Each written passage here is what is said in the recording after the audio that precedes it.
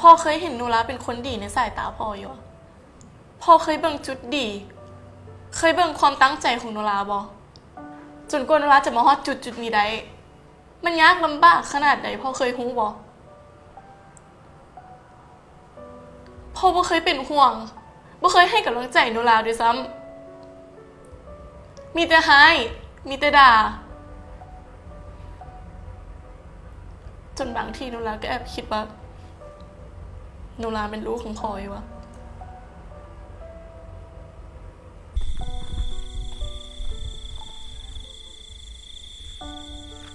โนราไม่ยืนอย่างนี้นี่คนเดียวนี่โนราให้หวะคิดฮอดบ้านหวะมันโมเมนต์จังซันเพื่อนพูดมาว่าบรรยากาศที่เขากินข้าวกี้นี่นะมันโคตรอบอุ่นเลยนะอบอุ่นจนเห็นให้เขารู้สึกน้อยใจ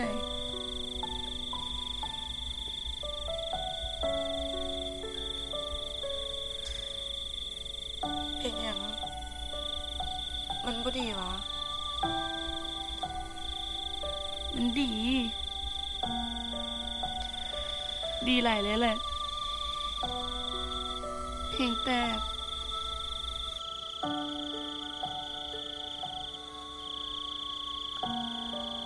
แค่จินตนาการว่าถ้าพอยังอยู่บรรยากาศที่กินข้าวกี้นี้มันสิอบอุ่นขนาดไหนเขาอยากเจอพ่อนาลี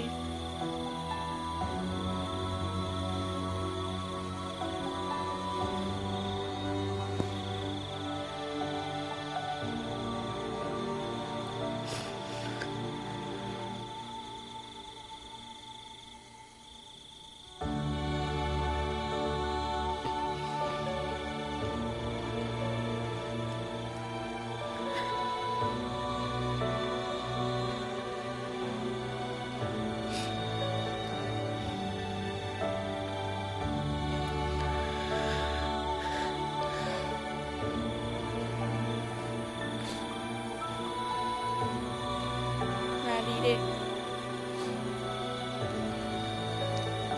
เจอแม่บอก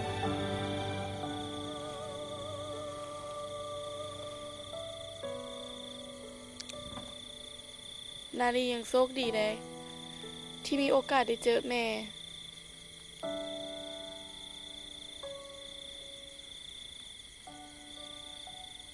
โนราพานาลีไปหาแม่ได้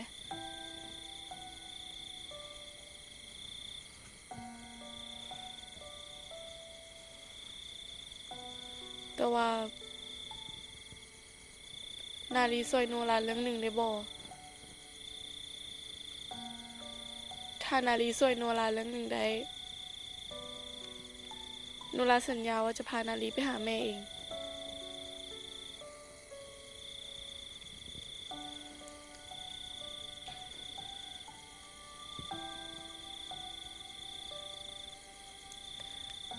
โนราอยากให้นาลีช่วยอย่าง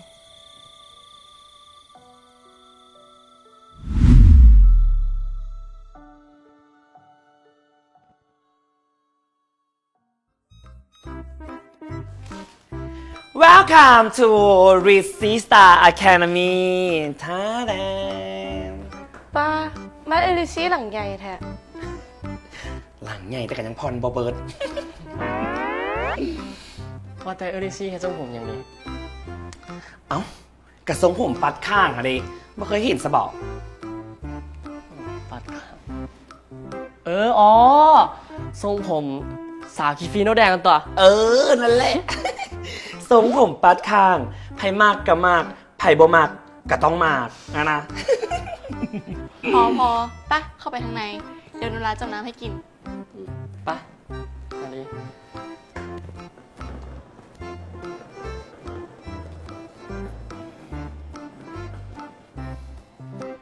โนราเขาสีไว้ใจบิวได้อยู่อะ นาลีเป็นคนขอมา แต่โนราก็เบิ่งบิวดีแล้วแหละ เราเป็นคนซื่อๆบ่มีผิดบ่มีภัยเชื่อใจได้ดอกลิซี่ ว่าแต่โนราไปเห็นเท่าไหร่นาลีจึงยอมมาซอยเฮาได้ ที่จริงถ้าจับให้ถึกจุดมันก็บ่ได้ยากได้ลิซี่เพียงแต่สั่งซีนดราม่าบีบน้ำตาให้นาลีอีตนแล้วก็คอยนาลีสวย แล้วก็ยื่นข้อเสนอดีๆไปให้ ขอเสนอดีๆ ข้อเสนออีหยัง ลิซี่จือตอนที่เฮาเจอนาลีเธอทำอีกได้บ่นาลีให้ แล้วก็เว้ากับน้าว่าอีกเจอแม่โนราก็เลยขอให้นาลีสวย และกับการที่พานาลีไปหาแม่ เลิศโนรานี่เลิศอีหลีเลยภูมิใจในตัวโนราที่สุด แต่ว่าตอนนี้เขาต้องเก็บเป็นความลับไปก่อนบ่ต้องให้นาลีไปเจอแม่เธอโนราบ่อยากให้หลายคนฮู้เดี๋ยวเขาสิแตกตื่น เดี๋ยวแผนเขาสิพัง โอเค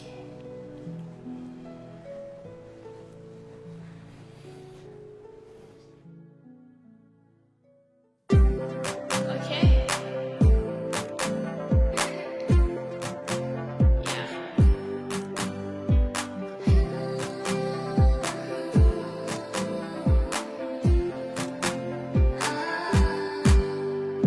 ก็เห็นกันอยู่ทุกวัน ก็เห็นกันอยู่ทุกคืน ผ่านไปมาก็ทักทายเจ้าเป็นคนน่าหาค่อยก็เลยอยากหักอยากยืนข้างเจ้าทุกวัน อยากฟังคำว่าหาใส่เบาให้คอยได้ฟัง อยากฟังคำว่าลาใส่เบาให้มันดังๆให้คอยได้ยินอย่างชัดเจนก็เพียงคำว่าหาคำนี้ที่คอยต้องการเพียงคำว่าหาคำนี้ว่าง่ายเพียงคำว่าหาคำนี้อยากฟังจะตายจะหากหรือว่าบ่หาก็อยากให้เจ้าเว้ามาแต่ในใจก็หวังให้เจ้านั้นเว้าว่าจะหากัน อยากฟังคำว่าหาอยากฟังคำว่าหาอยากฟังคำว่าหาเท่านั้นบ่ไ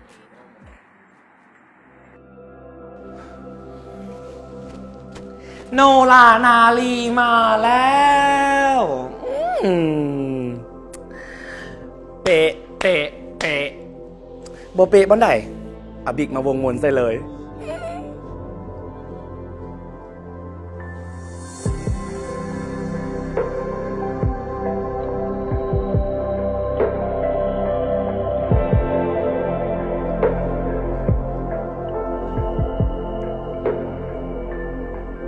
บิวบ่เคยเห็นนาลีลุคนี้มาก่อนเลย คือกันกับโนราจนแยกบอกเลย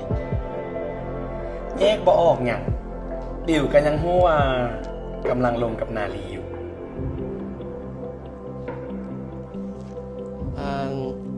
เฮาอยู่กับนาลีมาตั้งแต่น้อย เบิ่งแววตาเฮาก็รู้แล้ววันนี้เป็นนาลีก็คือกับเวลิเซียนแหละหลับตาข้างหนึงก็ยังรู้ละว่าไผแม่นโนราแม่นบ่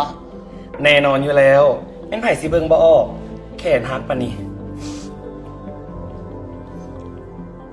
เป็นจังไหนนาลีมักลุกดีของติ๊กบ่มักอยู่ได้น้ำดีแต่รู้สึกแปลกๆบ่เคยแต่งแบบนี้จังเทื่อเห็นบ่เขาบอกแล้วแต่งตัวคือเขาจะได้งามคือเขา ตอนนี้ลูกการแต่งโตวกับผ่านแล้ว ต่อไปเดี๋ยวเรามาพัฒนาทักษะการเฮ็ดเวียกในวงการบันเทิงในแบบของโนรากัน นาลีพร้อมบ่ โดยการเฮ็ดเวียกในวงการบันเทิงบ่ว่าจะเป็นการแสดง การถ่ายรูปถ่ายวิดีโอโฆษณา หรือแม้แต่การถ่าย TikTok อินเนอร์เป็นสิ่งที่สำคัญที่สุดในเวียกของพวกเรายกตัวอย่าง การถ่ายรูปโฆษณา ถ้าผลิตภัณฑ์เป็นผลิตภัณฑ์เกี่ยวกับผิวหน้าเราต้องแสดงให้ทุกคนเห็นว่าผิวหน้าเราสุขภาพดี ยกตัวอย่างเด้อ 1 2 3 เป็น1 2เลิศ1 2เวอร์1 2เริ่มเวอร์โอ้สวย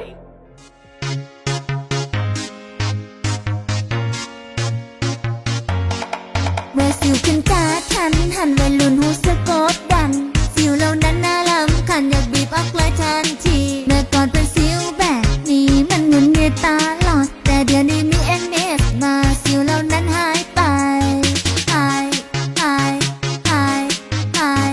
หายหายหายนี่โฟมล้างหน้า นี่เกี่ยวแต้มสิวขาเสื้อกับจัดสิวใน7 มื้อ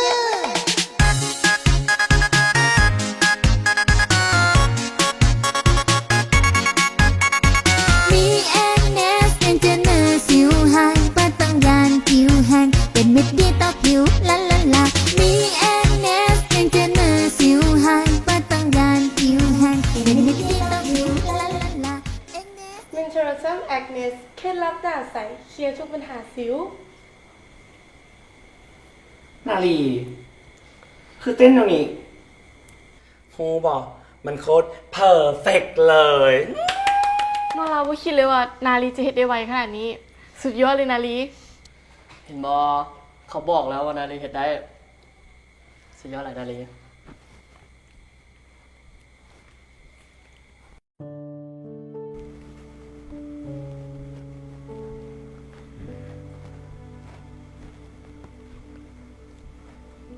ไม้หรี่วะ โดยลุงไม่คนเก่านี่แหละ ไม้พายุใส่มาไม้ฮู้บ่ตลอด1 ปีที่ผ่านมาหลงกินบ่ได้น้องบ่รับพยายามเสาะหาไม้ทุกวิธีทางเลย ไม่คิดไว้อยู่แล้วว่าหลงต้องรู้สึกแบบนั้นเพราะไม่เองก็คิดแบบเดียวกันกับหลงไม่คิดฮอดหลงเด้อ ไม้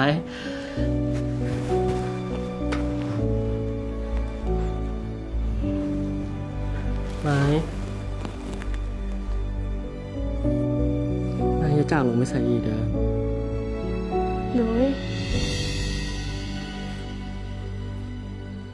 คัด โลดแห่งขั้นสิแสดงดีปะนี่เอาบีบไปแสดงนำเลยได้บอก เพอร์เฟกต์เลยนาลีนอกจากเขาจะหน้าตาขึ้นกันแล้ว ยังมีความเป็นศิลปินในตัวขึ้นอีกหนูลาภูมิใจในตัวนาลีเด้อขอบใจเด้อหนูลาหวังว่ามื้ออื่นนาลีจะเฮ็ดได้แบบสิเด้อถ้ามื้ออื่นนาลีย้านบุคลิกของนาลีที่ให้เขาจะจับได้เพราะมันเป็นหนูลา นาลีเป็นตัวของตัวเองโลด เพียงแต่เฮ็ดตามที่เขาซ่อมมามื้อนี้ ให้มันดีก็พอ ส่วนเรื่องบุคลิกที่เปลี่ยนไป ถ้ามีคนสงสัย เดี๋ยวเอลิซี่สีแก้หน้าให้เอง เดี๋ยวบิวจะคอยช่วยนาลีอีกแห่งเด้อนาลีบ่ต้องกังวล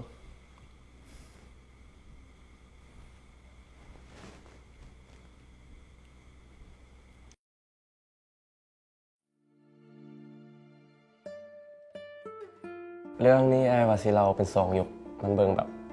คลาสสิกดีนะน่าจะได้เล่น2 ยุคเลยแหละบทน้อง สวัสดีซูโม เอาไปดิลิซี่ไปดิโนรา สวัสดีวิน สบายดีเอลิซี่สบายดีโนรา คนที่สวยวินแล้วเป็นพระเอกของเรื่องนี้ คนที่นาลีจะต้องได้ไปเจอนี่แหละ ไอวินแล้วเป็นคนที่น่าหักกับโนราหลาย ในระหว่างที่เขา2 คนสลับโตวกันอยู่ นาลีก็เฮ็ดตัวดีๆกับน้อยเด้อ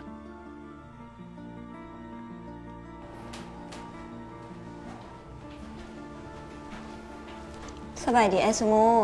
สบายดีทุกคน อ้าวโนรามาฮอดโดดแล้วอ่ะ ส่วนคนนี้ชื่อฝน แล้วเป็นนักแสดงชื่อดัง ที่จะมาเล่นเป็นตัวละครพิเศษให้กับภาค 2 ที่จริงโนรากับบ่ค่อยมีอย่างพิดใจกับเราดอก แต่บ่ฮู้ว่าเป็นอย่างไอ้ฝนบ่ค่อยมักโนราปานใด กันย้อนเราอีสานโนราหันเด้คันนาลีไปอยู่ใกล้ผู้หญิงคนนี้ก็ระวังตัวไว้เลยนะ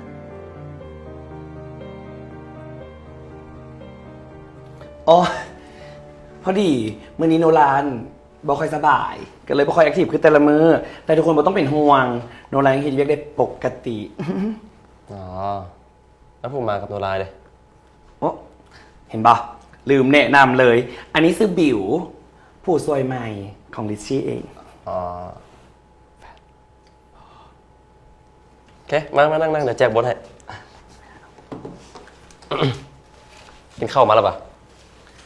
ยังเถื่อนัดเศร้าโพด หิว เจ้า หลง เขาฮู้ว่าเพิ่นบ่ได้หักเขา ที่เฮาอยู่น้ำกันตอนนี้ มันเพียงแต่เป็นคำสั่งของพ่อแม่เฮาทั้งสองฝ่ายเท่านั้น ลุงขอโทษบุญเด้อที่ลุงบ่สามารถหักบุญได้ บ่เป็นหยังดอกหลงเพิ่นบ่ต้องขอโทษเขา เขาก็พอจะเบิ่งออกตั้งแต่ทำอิฐแน่แล้ว มื้อนี้ที่บุญพาหลงมานี่ ความจริงแล้วมีคนอยากเจอหลงถ่ายอยู่นี่แป๊บหนึงเด้อ อ้าว บุญสิไปใส่ หลง ไม้แม่นไม้อีหลีบ่นี่ โดยหลงไม่คนเก่านี่แหละ ไม้ไปอยุใส่มา ไม้หู้บอตลอด1 ปีที่ผ่านมาลงกินบ่ได้ นอนบ่หลับ พยายามตามหาไม้ทุกวิถีทาง ไม่คิดไว้แล้ว ว่าหลงต้องรู้สึกแบบนั้น เพราะไม่เองก็รู้สึกแบบเดียวกันกับหลงไม่คิดฮอดหลงคือกัน ไม้จะจากลงไปใส่อีกเด้อลงหักไม้เด้อ โดยไม่ก็หักหลงคือกัน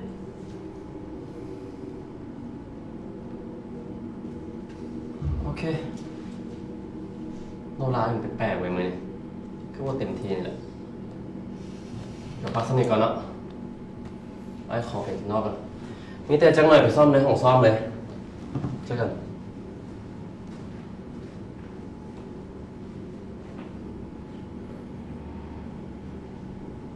โนราหิวเป็นบ่เบิ่งคือบ่ค่อยมีแหงสนับไปหากินก่อนไปซ่อมปะอันเดี๋ยวไอ้พาโนราไปหากินกันเด้อเดี๋ยวเจอกันทุกคน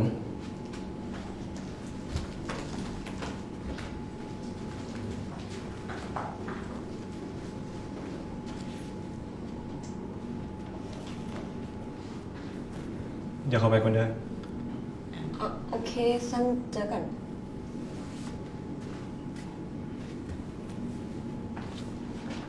ไปเข้าไป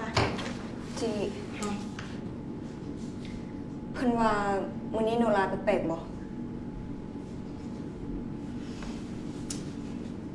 เขาก็คิดคือเพื่อนนั่นแหละ ปกติโนราเป็นคนที่แอคทีฟแหละมาเมื่อนี้เป็นซึมๆหง่อยๆ คือคนบ่สบายนี่แหละ แต่เท่าที่เขาสังเกตเบิ่งอาการโนรามื้อนี้นะกับบ่ได้คือคนบ่สบายเด้แต่ว่าบุคลิกท่าทางโนราเปลี่ยนไป เป็นซึมๆคือเพิ่นว่าอีหลี แต่ที่แปลกกว่านั้นก็คือ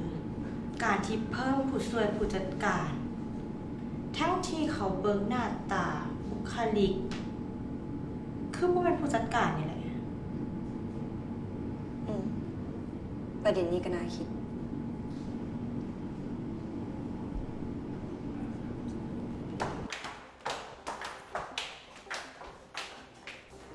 นาลีเป็นอย่างใจบ่อยู่กับเนื้อกับโตเลย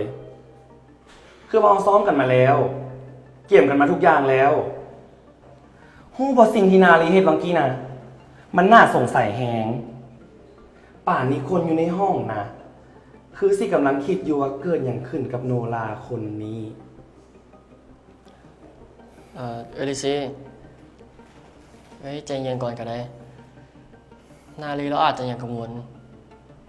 เพราะการเห็นอีกอย่างแบบนี้มันก็เป็นเทียทำอีกของนาลีเลย จะเธอทำปีเดือนที่2เลยบ่สนพวกเราตอนนี้นะนาลีกำลังทำลายความตั้งใจของพวกเราทุกคนที่สร้างกันมา นาลี นาลีเป็นคนเก่งได้เห็นมาแล้ว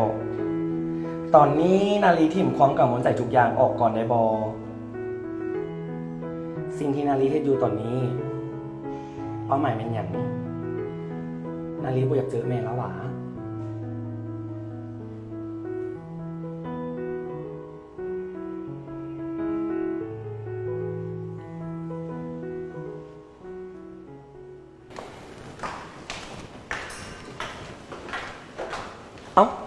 เอ้าวิน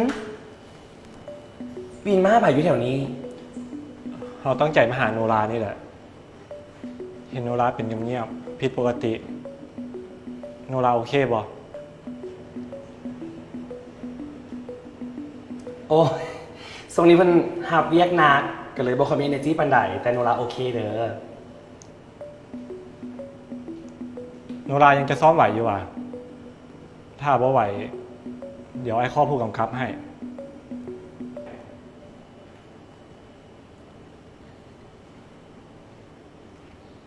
โนรายังไหวไอวิน ไปลิชิบิวไปซ้อมกัน เจอกันทางในเด้อวิน